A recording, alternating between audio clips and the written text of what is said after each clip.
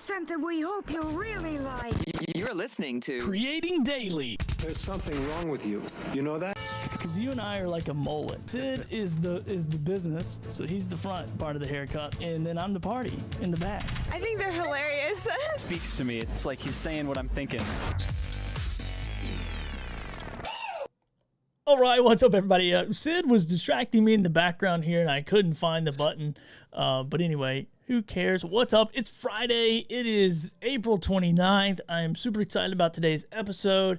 I am joined by my friend Sid Meadows. I'm going to go ahead and bring him on. That's risky to bring him on early, but what's up, Sid? How's it going? Man, Billy, I'm doing great. It's going to be an interesting show today because you forgot to start the intro on time. You're taking your glasses off and on, and I just got back from a long trip, so we'll see how we do today, huh? Yeah, it's going to be terrible. I'll just go ahead and warn you guys. Real quick in the chat, we got Brian Little saying he's on his lunch break. Brian, this is probably no way to spend your lunch break, but I really appreciate you doing it.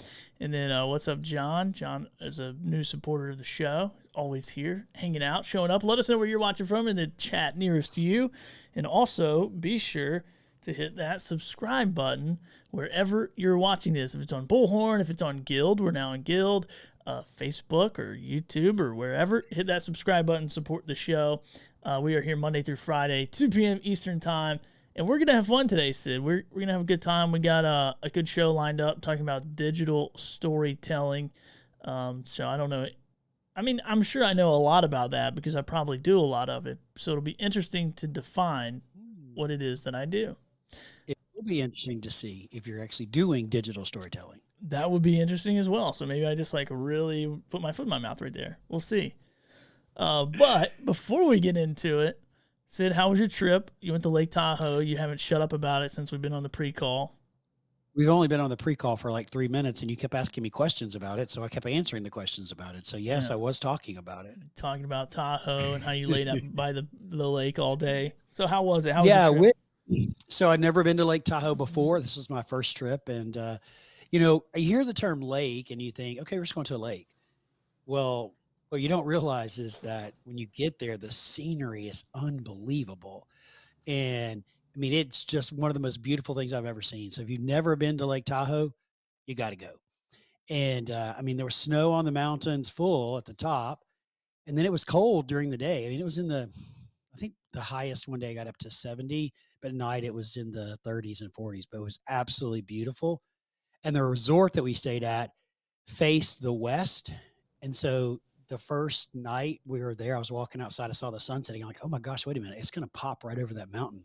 I actually went live on Instagram to watch the sunset. It was so cool. I was like, oh my gosh. Yeah, it was a really pretty place. Had I known where I was going and what was going to be there, I would have stayed a couple of extra days. But as you can see, I'm a little bit hoarse because I facilitated an event for 4 days. Yeah, so I saw the microphones that you took a picture of and you put on Instagram. I thought you were at a rap battle. I thought you were a rapper unknowingly to me, and that you were rap battling. I do have some hidden talents. I just don't share everything with you, Billy. You do not rap. Do you rap? No, I don't rap. Oh man, I was going to be like, you're not getting off the stream until you do. That's great. No, but I have been talking literally nonstop for 4 days, so I'm a little hoarse. Well, I'm glad we can finish off your voice here on Creating Daily. I'm excited to see you squirm vocally. All right, let's jump into a couple little segments, and then we'll get into the main content of this thing. We'll keep it rolling. So first up, That's news to me. Creating Daily. All right, that was the wrong. It's going to be an interesting show, Billy. That was the wrong music. But anyway, we don't have any news for you. I'm sorry, but we do have a tool that Sid recently discovered. I've been using for a while. So Sid, why don't you tell the people what they're looking at or what you found yesterday? So somebody was telling, we were just having a conversation about things available on the internet. How do you connect with people, finding people's email addresses, reaching decision makers. And this guy said, oh, have you tried Hunter.io? And I went, no, what's that? And he goes, so you just can find anybody's email address. And I went, you can do what? He goes, yeah, it even has an algorithm in it that it'll figure out the cadence of how companies do their emails, whether it's first initial, last name or whatever. But what I found really, really interesting about it, he goes, it's what this site does is scans PDF documents, and it's Oh, grabbing wow. the contact information from a PDF document. Oh, that's really cool. So I haven't really checked it out. I just sent it to you. Like, do you know about this? And you've said you've been using it for a while. Yeah, I've been using it for a while. I did not know it scanned the PDF documents. I thought it just scanned like websites. However, He said it scanned PDF documents. Now, is he telling me the truth? I don't know. well, if he's not, we'll have to punch him in the face next time we see him. But I don't His know. name I is mean, Ian. Yes. Ian? I'll go get Ian. Better not Yes. be lying Ian. to us. But I have used it. I found it a long time ago because I was trying to figure that out. I was like, man, how do I get in touch with people? You know, mainly through like sponsorship deals, sales, all that kind of stuff. And so one thing that how I've used it in the past is if I was trying to get in touch with a company, I would go to like LinkedIn, figure out what department, like marketing or whatever. So look at the company, marketing, blah, blah, blah, figure out who worked in that department, who I thought I needed to talk to. And if I couldn't find contact info or couldn't get them to reach out on LinkedIn, I would then go back to their website, use Hunter, and it would be like, oh, you know, m.stellar at, you know, whatever company.com. And I'm like, oh, M. Stellar is the marketing person here. M. Stellar this is their email here. So that's probably a match. Nice. Yeah, I Yeah, think little when he hack. was telling me about it, to me, that's I think the best tool to use. If you're trying to find a sponsor for your content or for your show or whatever you're doing, and you know the company that you want to sponsor, you've got your target list, but you don't know who, then you can do some research and use that tool to figure out how to get to them. So I think I'm going to be really interested this weekend to go try it out and see what it does. Yeah, absolutely, man. Well, I'm excited. And then before we get into the main part of content, we got one more segment here. Creator highlights. No cooking necessary, no assembly required. It's got to be funky. All right, today's creator highlight is brought to you by Owwll. This is a new app that makes it easy to connect with experts and get your answers questioned. Maybe that too, but get your questions answered really just by jumping on your phone, jumping on an app, figuring out who you think can answer that question, and you pay for their time per minute. But then on the flip side, if you are an expert and you are sharing information that is valuable, then you can charge for that expertise. And right now, Owwll's in like a limited beta, so you can use the referral code BT614503 when you download the app, and that's going to get priority access, and you're going to get a $10 sign-on bonus. So pretty cool, man. Sid, have you been on there? I know you're an expert on there, but have you used it lately? I have not. I signed up in the very beginning, like months and months ago. And then I just got super busy and I haven't actually completed my profile yet or any of that kind of stuff. But I promised that Jason, the founder of Owwll, that I would do it by the end of the month. Well, that's tomorrow. So I got to get it. I got to go get it done tomorrow. So Jason, if you're watching, I promise I'm going to do it tomorrow. Okay. Awesome. Well, and then I want to give a creator shout out here. Goes to our friend Mike Ham of the Garden State podcast. He also has, I believe he has another podcast called The Morning Spotlight that he does as well. So super cool creator. That Garden State podcast, it's all about New Jersey. Really cool, but I just want to highlight him as a creator. I'm not in New Jersey, so I don't. Sorry, Mike. I know you're probably not listening, but I don't listen to your podcast. But I love you as a creator, and I see what you're doing. So I wanted to highlight you. Do you know Mike? Are you familiar with him? I do. Mike used to host like a Wednesday morning clubhouse room or a Monday morning clubhouse room or something like that I would attend a lot. Really smart guy. I think he's got 2 podcasts because this Garden State one he just started a couple of months ago, but he seems to be doing really well. If you're going to co-host the show, I need you to listen. I just said that. I just said the name of both of them. Okay, I'm going to go into I'm going to need you to pay attention. Can I get a Well, co-host in here that will listen to when I talk? Will they please listen and not repeat the content, please? Anybody? I said already that it's been a long week. Excuses. My sinuses are driving me crazy. I can barely talk, and you're giving me some crap. You know I'm what? just going to go to the green room. I'm going to get a Sid excuse counter and put it on the screen, along with all the other counters that we've decided to put on this episode. It's too great. All right, I got my one more goodness. piece of thing, and then I'm going to let you talk a whole lot more. So rest your voice for a second. I got some highlights or some take this from this week. Yes, this is business. Yes, it's marketing. Yes, it's building an audience. It's also still a kind of broadcasting. And if you're not fun to listen to, if you're not engaging, if you don't make people think or laugh or learn something, there's just too much competition out there, and the platforms aren't helping us at all right now. When I'm commenting on their post, one, it's kind of a pay it forward. It's getting them higher ranking in the algorithm because people are commenting and having conversations, but it's also free real estate on their feed. So if I show up and I leave a very valuable comment asking a question or making a valid point, they're going to say, like, who is I am Katie Brinkley? If you do it Monday through Friday or Monday through Sunday, whatever your show is all about, just stick with that. And if it is 5 minutes every day, 5 minutes it is, right? So I think the science is to stick with your schedule, and that's it. And then people will start coming to you no matter what. If you have said this before, if you're like, I cannot build a big audience with a niche, I want you to ask yourself this one question, or let me ask it too, and you can answer, have you tried?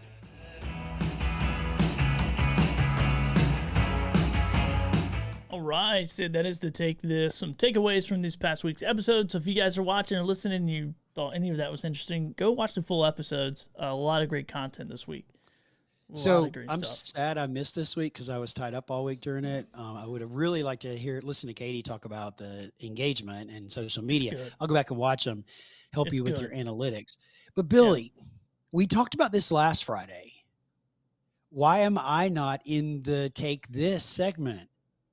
Well, because we're not taking this until now, so I don't know. But I should have been in the segment. The last Friday show should have been in the segment. Go ahead. Give me your Take This from what you're going to say. So go into the future. I don't even remember what last Friday show was about.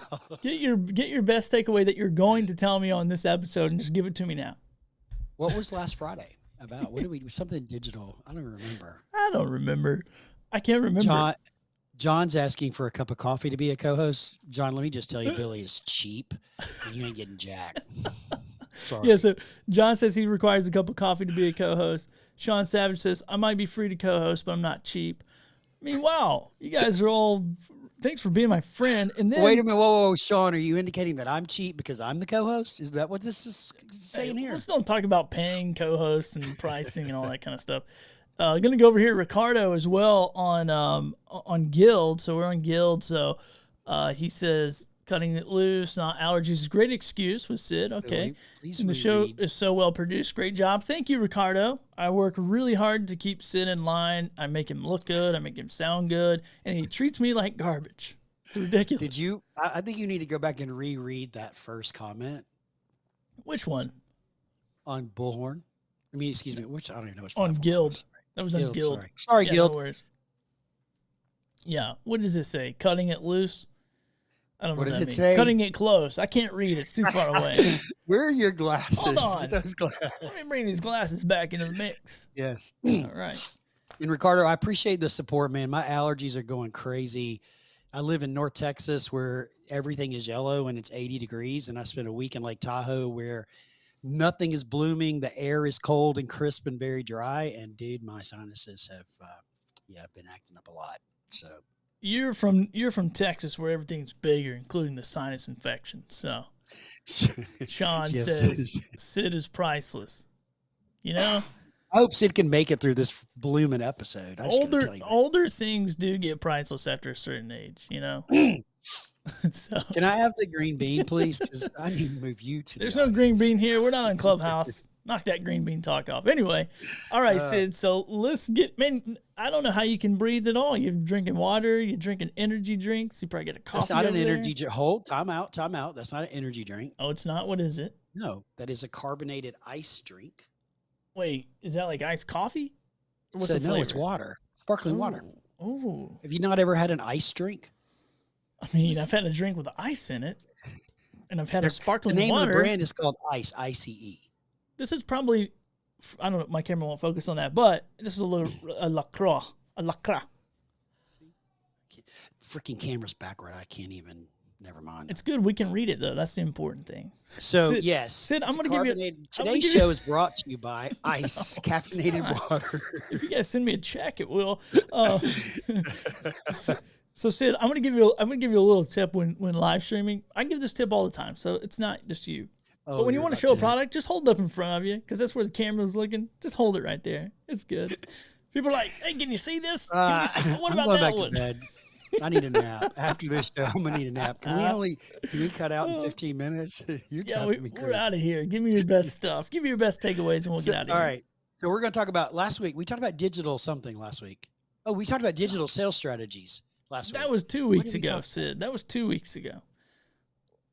No, it wasn't. It was last week. I don't know. I don't think so. Because I would not do 2 digital titles back to back. I just wouldn't do it. It's not in my personality. I'm going to go check out YouTube and see what the topic was from last week. All right. It was here we go. digital sales strategies. Anyways, today we're talking about, if I can talk, digital storytelling. And I love the guy, Billy, the first guy that was talking about if you're not saying something that is polarizing or challenging or fun, you're not going to attract the audience, right? And so this past week when I was out at Tahoe, I did that quite a bit. In fact, I want people to disagree with me. I want you to disagree with me. You must love this show. You must love our collaboration. Yes. I want you to disagree with me so that we can have a conversation. I want to hear your viewpoint, right? And so I believe that we need to be using all different types of digital media to build our brand and to grow our business, regardless of what it is you sell, whether it's coaching services or you have a course or you sell a physical product. You have to have a digital strategy and you need to be doing digital storytelling. The problem that happens here is so many people just post about their product and they say how great their product is, or it's all about me, meaning them, the client, them, the person, them, the company. And it's not about their client. And so when you're using digital media, we'll talk about the different types of them, especially the social version of it. One of your biggest goals is to get people to stop the scroll, correct? You want them to stop because people are typically on their phone and they're doing this and you want to stop the scroll. Yeah. Well, you're not going to stop the scroll with a picture of your bottle of water that says, "Hey, check out my new bottle of water for $6.99. People aren't going to stop. True. All right. Tell them a story about this bottle of water and where it came from, the benefits to it. They're going to stop. They're more likely to stop and engage because do you know why, Billy? Because people like stories. I don't know.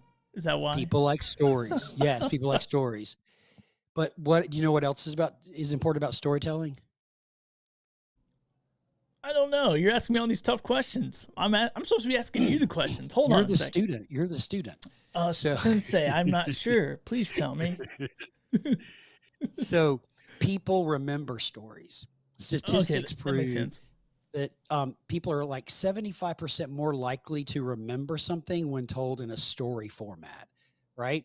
So if I said to you, Clydesdale and Yellow Lab, what comes to mind? Budweiser and what is that movie about that stupid dog that dies and I cried? What is that one? Old Yeller. You got it. Old Yeller. Oh my gosh. You got it right about Budweiser. It's immediately identifiable, right? And you think about that Super Bowl commercial from a couple of years ago that runs, some versions of it run, and that's a story being told that has literally no voiceover. It's just action, right? Yeah. It's the guy, the dog, and the horses. And nowhere through that entire video until the very end does it say Budweiser. Yeah. That's a good point. No branding. But it's a story visually told with no voice, right? Yeah. You remember it. I think everybody probably watching is going, I know exactly the commercial that you're talking about. And so what that does is you remember that story, remember that commercial, because we resonate with stories. Yeah. And so Budweiser's marketing goal with that is that when you're in the beer aisle and you see a Budweiser or Anheuser-Busch product, you immediately think about their brand and you grab their product over the competitor product. Yeah, that's good. So, okay, so Budweiser has a giant marketing budget, probably some of the smartest marketing minds in the world. So how do we pipe this down and say, if you're scrolling through, how does Billy Thorpe or how does Sean Savage or John or somebody in the chat here, how did they catch the attention of people with their, and I'm going to keep it content creation because that's what we mainly focus on the show, is like, how do I get people to stop? Am I like, stop, listen to my show, watch my live stream? Like, how do I get their attention? Because I think with social media, the difficult part is getting someone to slow down and click. I can't tell the story if you can't watch the video or listen to the podcast. So how do we do that? What's the strategy there? So before we answer that question, let's talk about the different types of digital storytelling. Let's talk about the medium. That'd be good. The medium, all right, let's do that. So obviously first is video. We're doing it right now, right? There's long form video and there's short form video. So you could think of the short form video like an Instagram reel or TikTok or whatever those other platforms are where you do short form video. So video is super engaging. We know that. The second type is audio. So podcasting, Clubhouse, social audio. The third type is written. Excuse me, Billy. The fourth type is images. And the fifth type is virtual reality. And so those are the basic types that I've come up with through my research. And actually, this is a whole training program that I have, Billy. So this was one of the sessions that there was a pitch somewhere. You're telling all this storytelling stuff to pitch my audience. Thanks a lot, Sid. I appreciate that. I appreciate. No, I'm just messing. Okay, so but what I think you're saying here, and what I've always said throughout my whole life, I guess, is like people can only consume things a few different ways. Either I'm going to watch it and listen to it, or I'm going to read about it. Like that's really the only three mediums. And then you can split those up in how many other ways you want. But that's our real three main focuses. Is that right? Am I missing one? Yes, I would agree with you. Okay. We listen, we listen, we watch, and we read, right? So those are the basic types. And, you don't have to make this complicated, but what I really want people to do is rethink what your content looks like. However you're telling a story, or however you're trying to reach your client, or whatever kind of content you're creating, be sure you're telling them a story. And I don't mean tell them a story like the hero's journey story that all the movies are based on and all that kind of stuff. It's important to do that, right? But what's, I think even more important is just tell a story that resonates with them. So, can we do, Billy, an impromptu Oh boy. share? This is going to come. Can you do an impromptu share? Yeah. What do you mean? Share? You asked me for example. I want to give you an example. Oh, yeah. We can do that. So go to LinkedIn and go to my profile on LinkedIn. Okay. I wish you'd give me a little heads up on this. I don't know if I can share this screen super quick. Let me go. Sid Meadows. Okay. And then scroll down till you see there's an image with my daughter sitting on the bench with the brace. I know this story. Okay. And then open it up and then put it on the screen if you don't mind. Jeez, bossing me around here. I said if you don't mind. I don't have. Let me see. Hold on a second. I'll create a new thing here because I don't have one set up for this. You help a brother out, man. Hold on a second. Keep talking, Sid. I'm gonna bring it in on my phone. There's somebody banging on my door, Billy. This is a Friday. Somebody is literally banging on my front door. So I'm like, what the heck? You need to take it. Maybe we just take an intermission. No, I don't. Here. Let me play some they commercials. Can just bang. I don't know. They can just bang. I was like, what the heck? Hey, Drew, what's happening, buddy? It's good to see you, man. Congratulations, Drew. Drew's in the chat. All right, dude. Let me find this. I wasn't expecting it. No, that's okay. What I just wanted to Ricardo's going to take his comment back about being well produced. He's going to delete it. Thanks a lot, Sid. Anyway, go ahead. It's been a long week, man. So, but you can. It's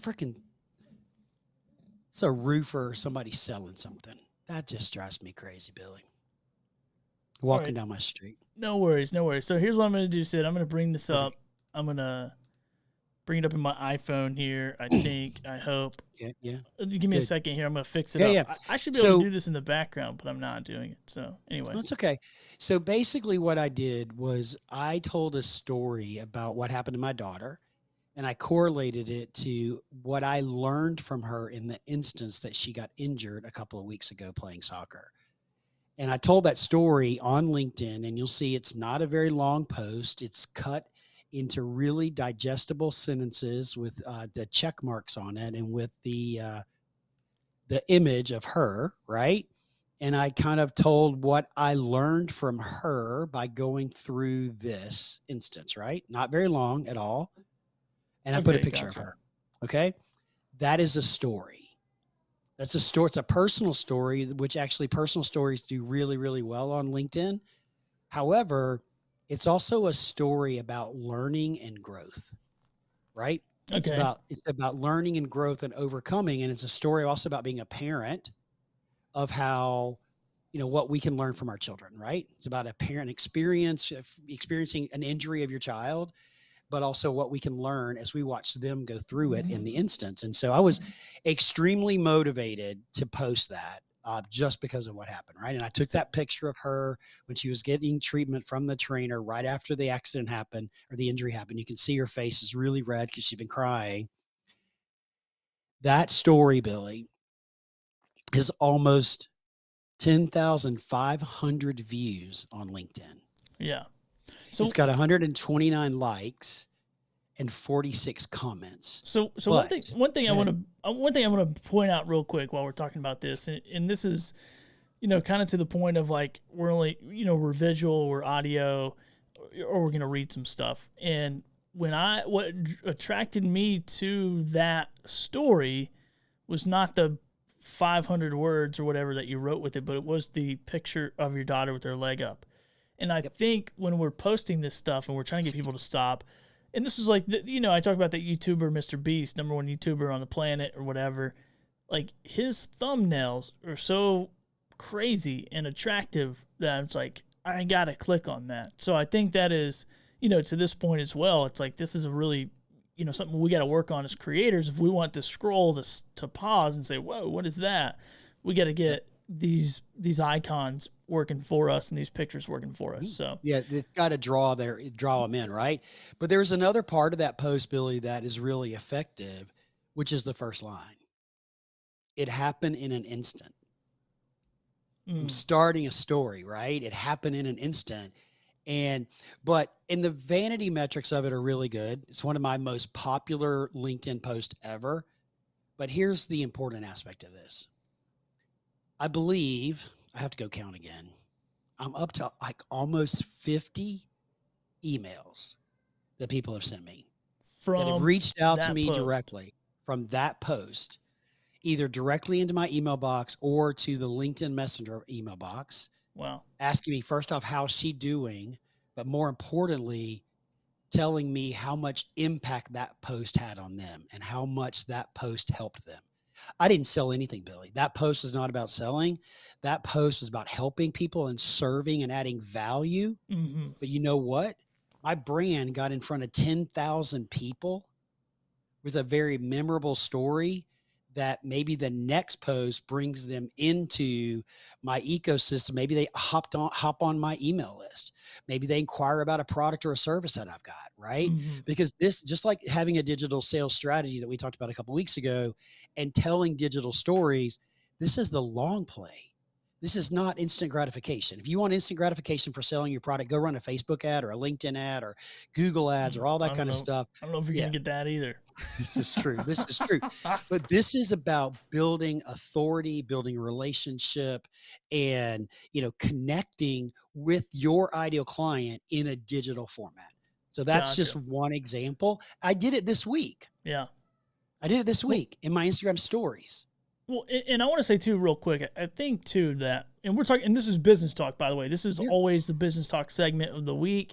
I bring Sid on, and so it's always, what are we doing as creators to bring people into our world? And this is what we're talking about. And I think what draws people to it is there's so much noise on these social platforms, LinkedIn, Facebook, YouTube, like everywhere. There's so much crap, and everyone's selling something. And then when you look at somebody being a human, being vulnerable, saying, hey, this is how this made me feel, that is what really drew me into that post that you're talking about. Yeah. The only thing that I would say that you should have done with that post, and I just have to be this person, you should have sold a sponsorship spot to that leg brace company. You know what I'm saying? Well, that wasn't even a leg brace. That was what the school had. That's not even a real leg brace. That's a temporary one. So, but I'm like 10,000 posts. Like, we could have got some money off that. Yeah, $2.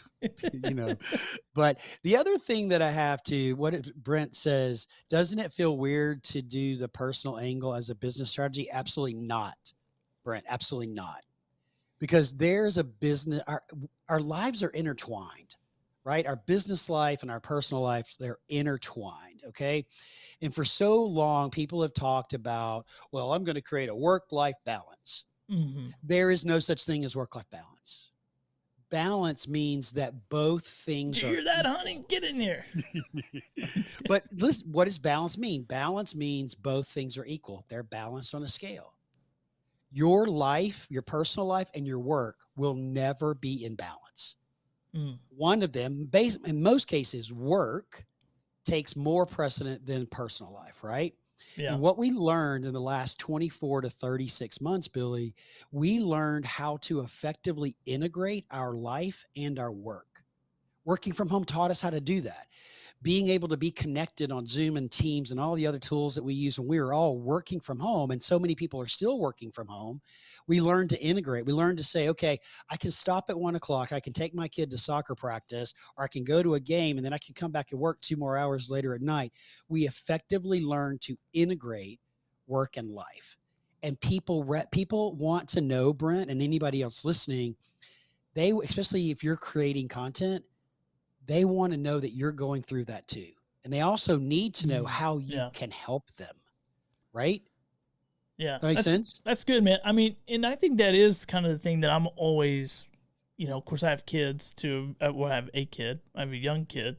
And so I want to incorporate him into the business story. But then I think for young kids, sometimes I'm like, man, I don't want people seeing my kid. I don't want people really knowing my personal life and personal journey.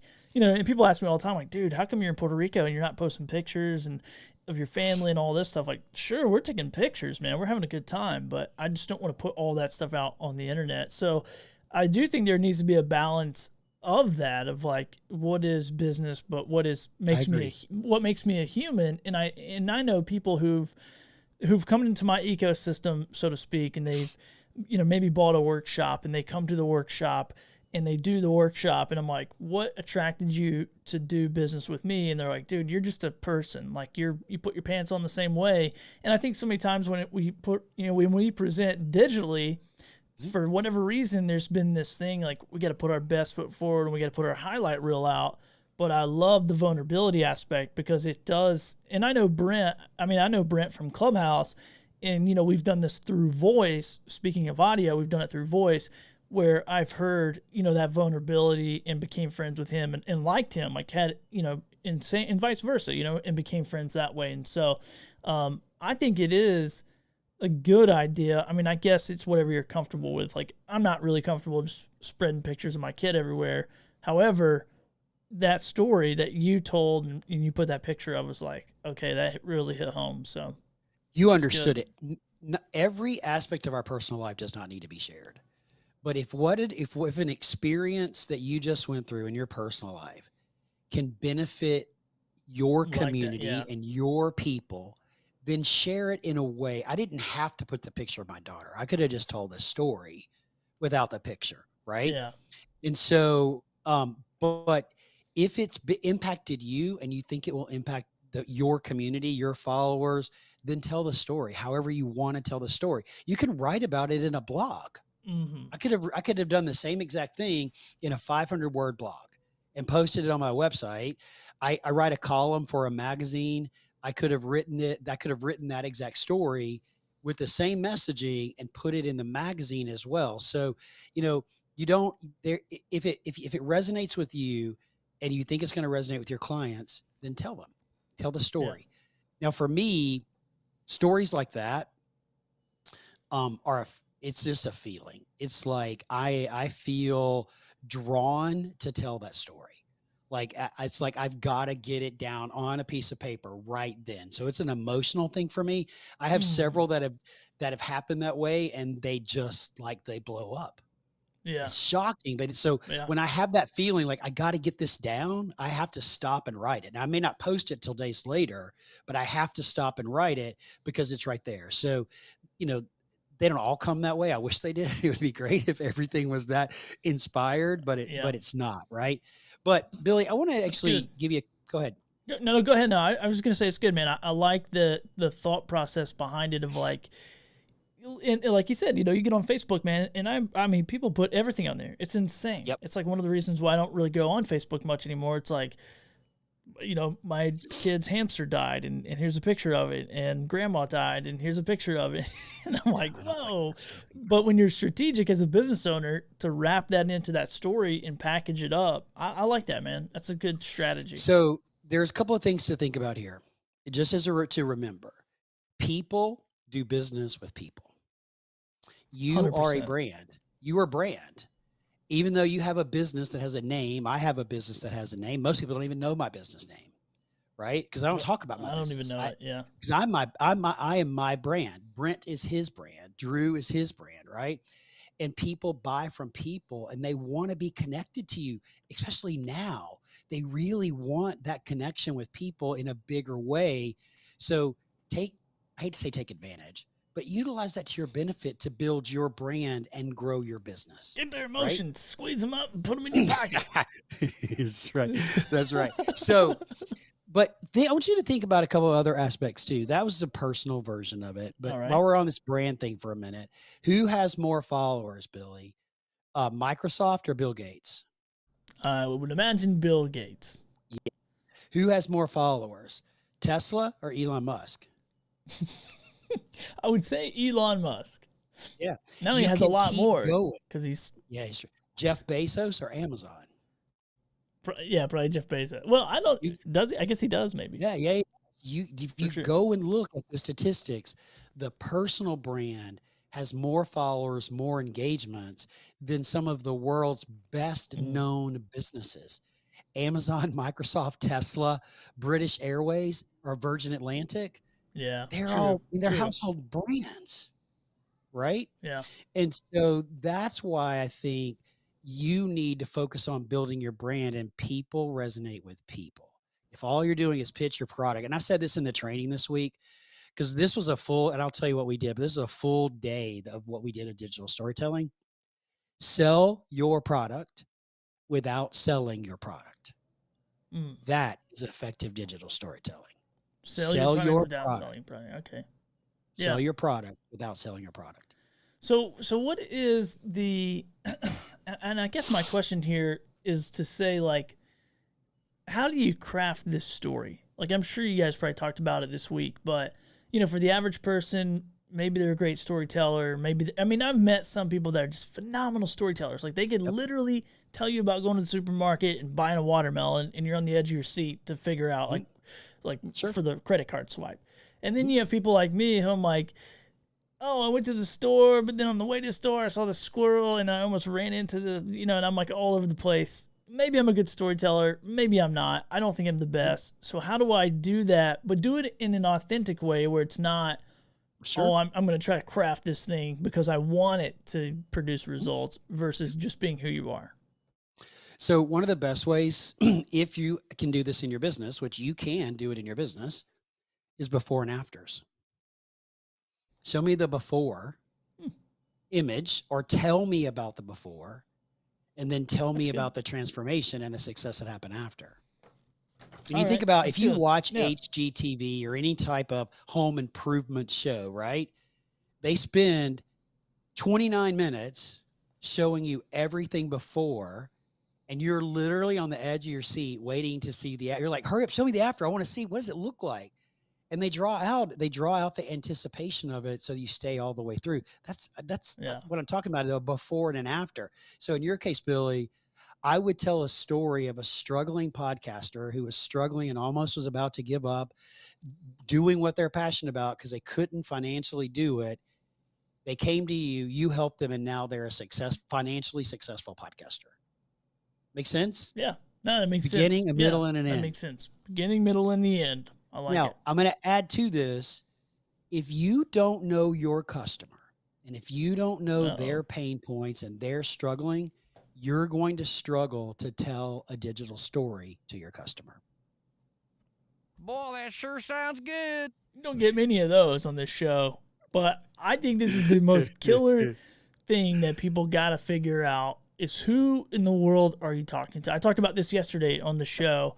It was like niche versus no niche. And I think when you can really dial that person in. Now, I know maybe some people, and maybe you are this way, Sid, where you're like, it's Johnny and he sits at the third bar stool on Friday nights at the old watering hole, and he drinks Bud Light and drinks 3 of them, then goes home and like talks to his wife or whatever. Like, I don't really know my audience that well, but I know them well enough to know where to find where they're hanging out and get that information that they want and need and be able to deliver it to them. So I think before anybody tries to tell anything, like, you got to know who you're trying to tell the story to. You got to know your audience. We got to add one sentence to that. You have to know their challenges as well. You have to understand their problems. And then you have to understand how your product solves their problem. Yeah. When you know how your product solves their problem, right, then you'll be able to tell, and you know who they are, you'll be able to tell a very effective story however you want to, right? And it can be just an image by itself, right? I mean, you mentioned the microphone pictures, right? Yeah. And I took a snapshot, put it on my Instagram story with 2 microphones, me and the other person hosting the event with me, that said, "We're about to begin." I'd already said I was in Lake Tahoe. I'd already said that I was there hosting an event. And then I said, "Now we're about to begin." And then I've posted a couple of other images, like a big group image. It's our final dinner, and there's 100 people standing behind me. Yeah. So, I hosted an event for 100 people, and they're all standing behind me. And it wasn't like I gave a keynote. It was 4 days worth of Sid leading this entire conversation, every training, every aspect of it. I had a co-host as well. But that story built my authority as a speaker. It built my authority as a host of an event. Yeah. Right? It gave me credibility to those types of things. And I didn't even say a full sentence on that image. So here's my question, because I love this hybrid thing that we're talking about, because we're about to go hybrid right now. Because you were at this event, you're posting, you're not really saying what it is. How many people did you get like me who were intrigued? Now, I didn't say, "Oh, what event are you speaking?" I knew you were speaking at an event because I know you told me you were going. But I was like, "Oh, what's up?" I still engage with that content by saying like, "Oh, what are you doing, a rap battle?" Like the way I engage with content. But how many more people did that with those images? I would say that if I were looking at engagement metrics, likes, comments, and that kind of stuff, so the vanity aspects of it, very limited. Yeah. But the brand awareness aspect of it, off the chart. Yeah. Because remember, that's good. Most people don't engage. Yeah. True. Most people just scroll. And there's probably a lot of people on your friends list, I imagine, who probably hold events similar to that or host them, who are like, "Oh, I didn't know Sid did that. Like, now I'm going to call him next time I have an event for him to come host it." Or this is good. Or maybe I'm about to have a national sales meeting and I want to challenge my salespeople to think differently, because I'm a sales guy. I mean, it's always have been, right? We're talking about digital storytelling that leads to sales. So, and so hopefully somebody sees that and goes, "Well, this would be great. Let me hire Sid to come be a keynote speaker and talk about digital storytelling to my salespeople and teach them stuff new." So it's that authority, that brand awareness. It may not happen now, but it could happen in a year. It could happen in 6 months. It could happen tomorrow. But that all contributed. And I have not posted much about this on LinkedIn yet, but all the other people that were there, not all of them, but a lot of people that were there have been posting on LinkedIn. Do you know what I've been doing? Commenting. Yes. Engaging.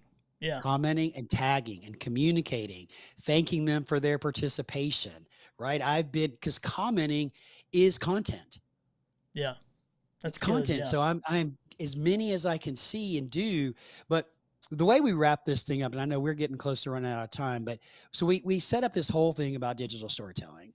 We gave all these examples and then they were set up into teams. The participants were set up into teams. And so I challenged them, this is a morning session. So I challenged them to figure out how to present a digital story in our afternoon session. And he gave no parameters other than be creative, have fun, right? But come back and tell a digital story. So they came back to the afternoon session. They had 1 hour as their groups to work and plan it out. And then we had 30 minutes for the groups to present. I'm just going to tell you, I was shocked. I was floored at how creative these people got and how competitive they got. One of the teams, Billy, created a video. They created a video that told a story about a journey of hiring people to come work at their organization. They edited it, they put music on it, and we played it for them, and they did that in an hour. We had another group this is a great example. I'm not going to give the whole thing away, but there is a gentleman that I met this week that I had not met before. That's the president of a company. And he has one of the most powerful stories I have ever heard. And he told his story to them.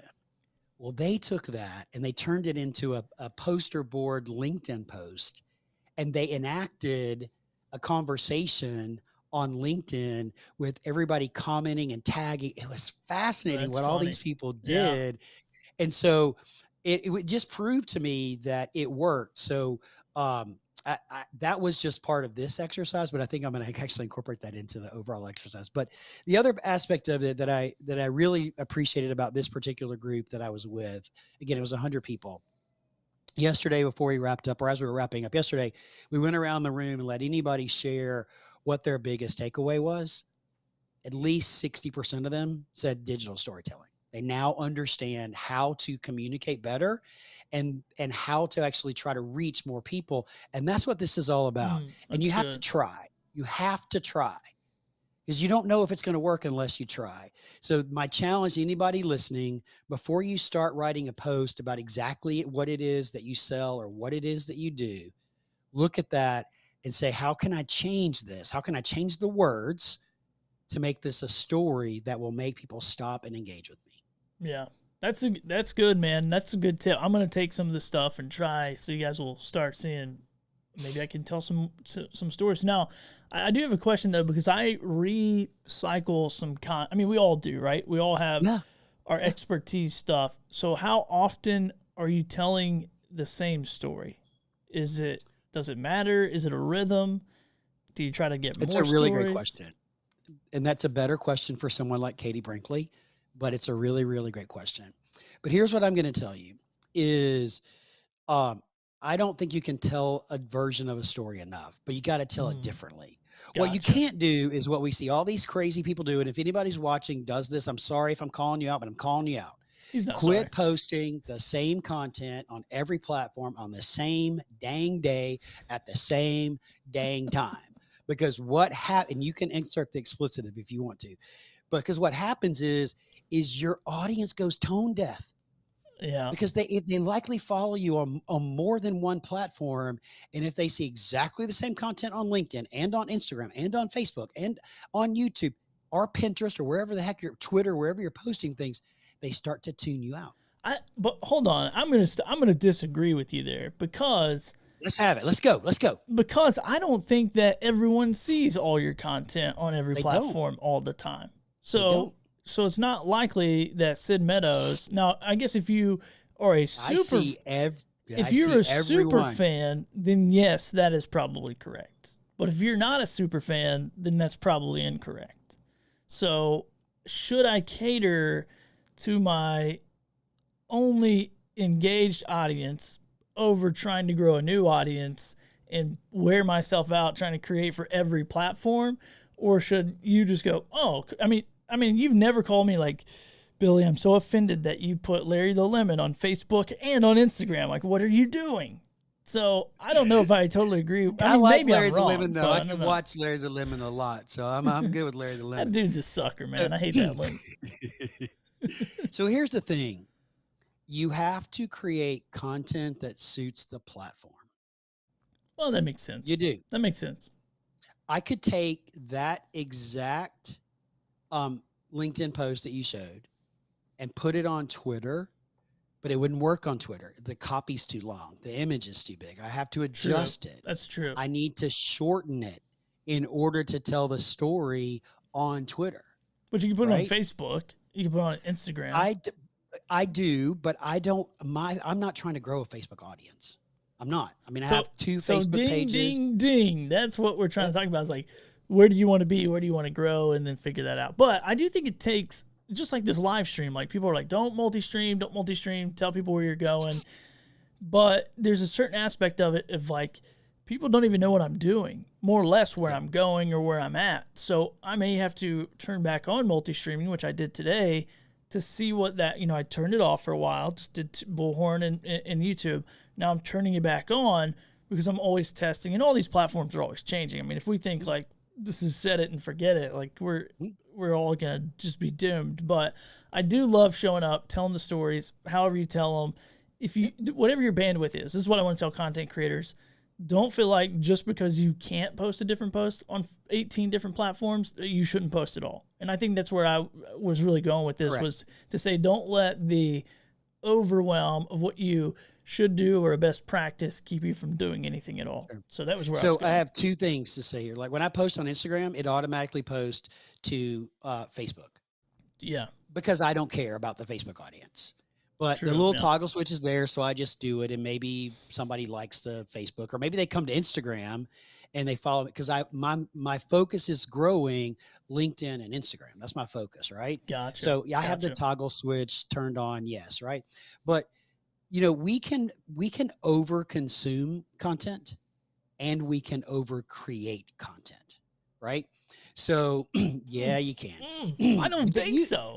I don't believe that. I don't believe you can overcreate content. But anyway, go ahead. I'm going to tell you what I think. Here's a perfect example of, I think, a way you could grow your show. Okay. By kicking you off of it after that statement. That's where we're going. No, have Sid on every day, and then you'll grow your show. No, not at all. Please. I don't have time. But take the best quote that Katie Brinkley says on Tuesday and post it on Twitter on Thursday and tag her, and then go in the comment and say, watch my full conversation with Katie at this link. And then do the same thing on LinkedIn, but do that on Wednesday. Yeah.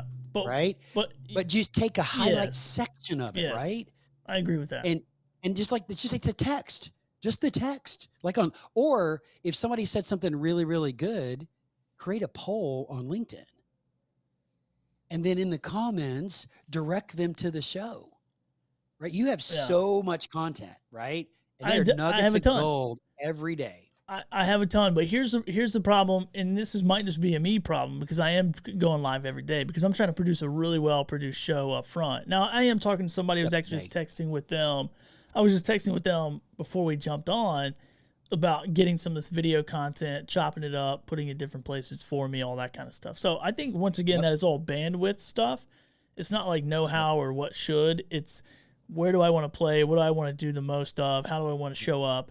And so, but I disagree with you and this is my last disagreement with you today, Sid, is that you can create too much content. And the reason why I say this is you look at people like Gary Vaynerchuk.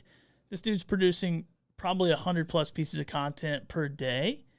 And I'm not seeing any, I'm seeing maybe 1 or 2 of those per day, but he's like rapid fire documenting and he's on a different level too. It's kind of like me saying he has the whole team, he has the whole company that supports his content. Exactly. But he's pushing so much of it out, and no one is seeing all that. Like, even though I follow him, I'm seeing like a very, very tiny portion of it, because these algorithms aren't 19, or not, they weren't even around in 1990 anything, but they're not like 5 years ago algorithms. They are suppressing stuff. It's pay to play. YouTube's pay to play. Instagram's going to be pay to play. Like, all this crap is like, you want to be seen? Yeah, cool. Open up your wallet and we'll let you be seen. However, for me, I'm like, my strategy is a little bit more organic, where I'm like, I'm just going to show up every freaking day, same time, same place. And if you like this content and you resonate with it, I'll see you tomorrow. So that's kind of. But see, I don't think you're creating too much content. There's no way I'm creating too much content. I don't think you are creating too much content. No, I don't think you are. You think Gary Vaynerchuk is? I don't follow him. I just started following him. You should follow him, because then you'd be carrying your phone around on a selfie stick, talking to yourself all day. This week is the first I followed him this week, literally, because I don't follow him. But we'll see how it works. But I think you have a very valid point. And what I would say to anybody listening is, do what feels right for you. do what works for you, but just make the best of it. Brent says the 24-hour room I did just went out the window. That's funny. People do it.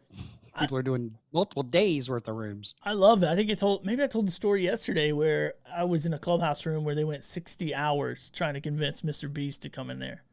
Yeah, I remember that. You were doing all kinds of promotion stuff and everything for that. Dude, I was in it, man. I was sold. They told me the story. They got Snoop Dogg in there after the Super Bowl. I was pumped, man. I was like, we're going to do this. We didn't, but we tried. But they told you a story. They told me they did. They told me a story. They gave me some hope. So it was good. But, man, I love this conversation. We can definitely dive into it a little bit more. And I was just kind of interested in what the whole storytelling digitally was about and how do you put it together. But it would be interesting to do a challenge with people listening to this show. And we didn't talk about this but just kind of an impromptu. Like, if you have taken some of this information and you're going to put it out there, make sure you tag Sid and I in those published stories. And then maybe we could do a recap. And if people do it, we can do a recap and show those stories on the show. That'd be really cool. That would be great. Yeah. If you do it, tag us, and then we can actually bring it on live next week even and tell you what we think about it, right? Yeah. And it's funny, this guy that I mentioned that has this really powerful story, he's going to be a guest on one of my podcasts coming up. So I'm not going to give it all away. But he totally lost my train of thought. Oh, he wrote a LinkedIn post today. He's not active. He's the president of a company. He's not active on LinkedIn. And he sent me a message last night and said, hey, would you check out my post and give me some feedback? And I said, absolutely, I will. I saw it. I thought it was really good. It's a great first start. And so for him, I took it and I cut it up a little bit more because what he put in one post could have probably been 5 different posts. And gotcha. so, no, it read really good, easily, but he could have broken it up into 5 different pieces of content rather than one piece of content. So I'm going to show it to him. I've got a little Word document I'm going to send to him and say, hey, these are some of my ideas. That's just my perspective. I am not a LinkedIn trainer. I am not an Instagram trainer. I am none of that. But can I tell you one more story, Billy? Sorry about this. Hey, this is a storytelling podcast episode. You go for it. Yeah. So Saturday, I don't think I've even told you this. Saturday was my son's high school prom. And I have not told this story yet I'm going to actually do a reel about it. But because he goes to a small school, the parents get to kind of go and do everything. So we went to the prom location. Everybody's taking pictures and, all the parents are there. And so I'd had my fill of high school prom pictures. So I'm like, okay, let's go. So we start walking out. And this guy grabs me by the arm and he says, hey, I want to meet you. And I said, well, hey, that's great. I'm Sid. And he told me his name. And he goes, I follow you on Instagram.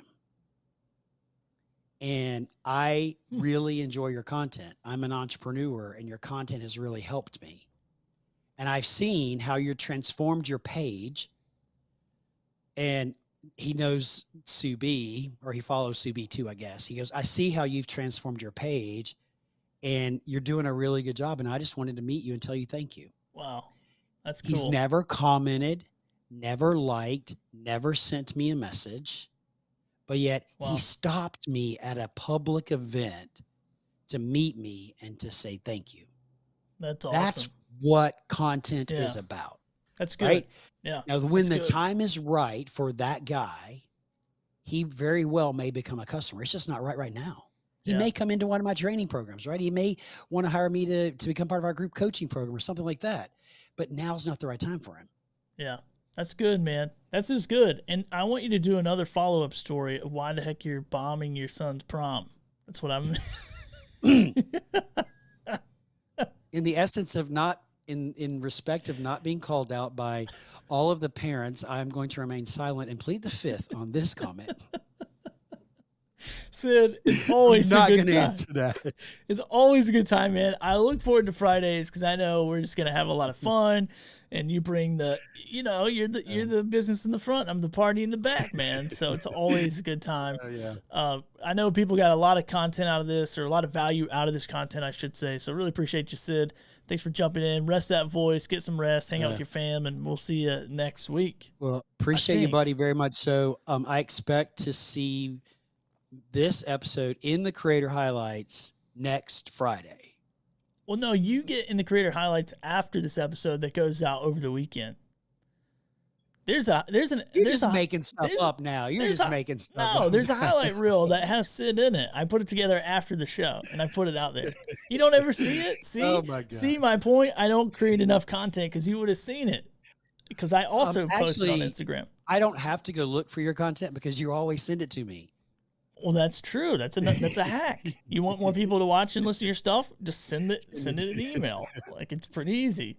I link all. That's how I get views. That's how I get views. All right, I'm gonna go take a nap. Happy Friday, everyone. All It was right. a lot of fun, Billy. I'll see you next week. It was awesome. See you later, Sid. Guys.